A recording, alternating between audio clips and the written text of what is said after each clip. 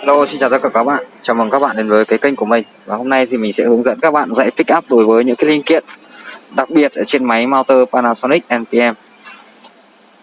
Trước tiên thì chúng ta đến hình ảnh đầu tiên là hình ảnh 1 thì chúng ta sẽ nhấn vào cái hình ảnh data của cái bản mạch.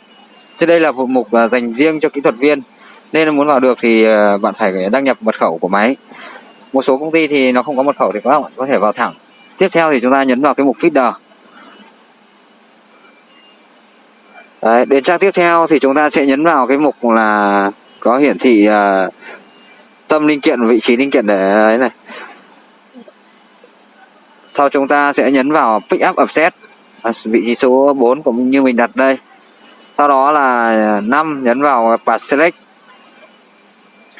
Khi nhấn vào path select thì máy nó sẽ hỏi là các bạn có muốn di chuyển vị trí đầu hút đến cái vị trí path để lấy ảnh hay không ấy, thì bạn nhấn OK.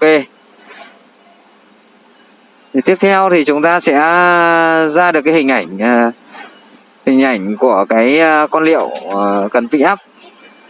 Đấy, chúng ta nhấn path image taking này thì chúng ta bắt đầu điều chỉnh path center. Path center là cái gì? Path center là cái tâm gốc của cái path này. Tâm gốc của nó lúc nào nó luôn luôn sẽ ở giữa cái con tâm linh kiện. Đấy, chúng ta sẽ phải điều chỉnh cái tâm gốc này về đúng giữa cái linh kiện. Đây, như ở đây là tâm gốc nó đang bị lệch nhé các bạn nhé. Rangenji đáng nhẽ tâm gốc nó phải ở đây, đúng cái vị trí này, thì nó sẽ cân vào giữa con linh kiện. Đấy. Tiếp theo thì chúng ta sẽ điều chỉnh cái tâm gốc đó về giữa cái con linh kiện như thế này. Đây, cái tâm màu đen này nó về giữa con linh kiện như này. Đó. Tiếp theo nữa thì chúng ta đến cái công đoạn là chỉnh pick up, thì chúng ta sẽ nhấn vào cái chỗ phần pick up này.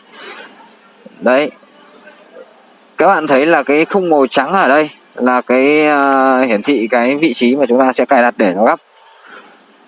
Chúng ta sẽ di chuyển cái vị trí này đến cái đầu này của con linh kiện.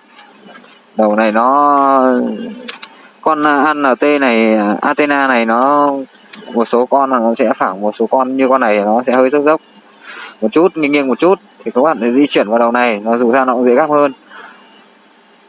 Đấy, di chuyển vào này. Đây là còn hình ảnh NG của nó. Tiếp theo đây là một cái hình ảnh mà chúng ta đã di chuyển cái vị trí pick up ra đúng cái đầu này. Cái tâm dấu cộng màu trắng này nó sẽ đúng vào cái vị trí mà dễ gấp nhất. Ta di chuyển bằng những cái mũi tên đi lên đi xuống như thế này, lên xuống trái phải như thế này. Khi đã hoàn thành cái điều chỉnh pick up rồi thì chúng ta sẽ nhấn vào End để kết thúc phần cài đặt pick up đối với những cái linh kiện đặc biệt. Chúng ta sẽ nhấn, máy sẽ hỏi là chúng ta có muốn lưu hay không thì chúng ta sẽ nhấn Yes để lưu vào. Ok, video của mình đến đây là hết rồi. Nếu các bạn xem video hãy đăng ký và nhấn chuông để theo dõi những video tiếp theo nhé. Xin chào và hẹn gặp lại các bạn ở các video lần sau.